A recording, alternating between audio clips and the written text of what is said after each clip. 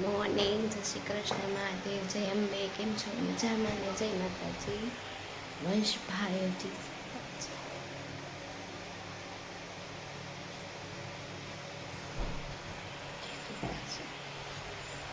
ખબર નહીં ક્યારે જાગશે. એ જાગે ને ક્યારે જાગશે ખબર નહીં. સૂતો છે હજી. જાગે ત્યાં હું ચા ને થોડો નાસ્તો બનાવી નાખું. જાગે ત્યાં ઉભીમાં બધું કામ પૂરું કરીને અને પૂજાને બધું કામ પૂરું કરીને ઘરનું રસોઈ થઈ ગઈ છે. હવે હું વંશ જમવા બેસીએ છીએ. ક્યાં 12:30 થયો છે. જમવા બેસી જઈએ. વંશભાઈને બહુ ભૂખ લાગી છે. બેસી ગયો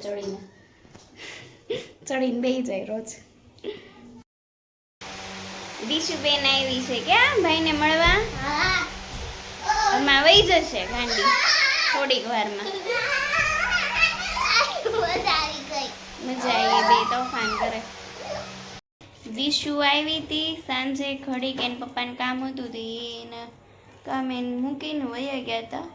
હવે એને કામ પતી એટલે લઈને ગયા છે દીશુને, કારણ કે જે સ્કૂલ શરૂ છે એટલા માટે. વંશભાઈ માટે જો દીશુ ગિફ્ટ લાવી. શું લાવી છે? બર્થડે ગિફ્ટ દીધી. બતાડ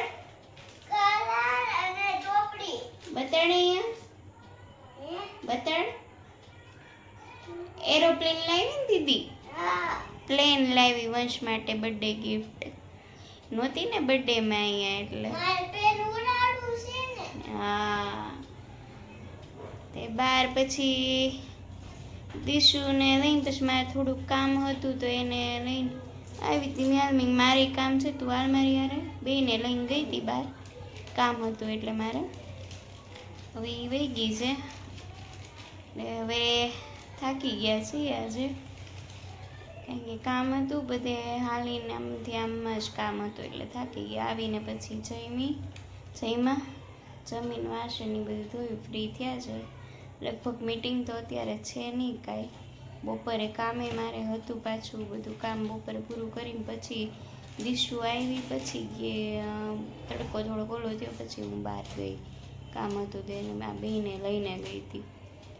હવે લગભગ કાંઈ મીટિંગ છે નહીં એટલે હવે થાકી ગયા છીએ ને તડકોય લાગ્યો એવું લાગે છે. 4:30નો તડકો લાગ્યો. તે હવે માથું ચડ્યું છે પણ સૂઈ જઈએ હવે.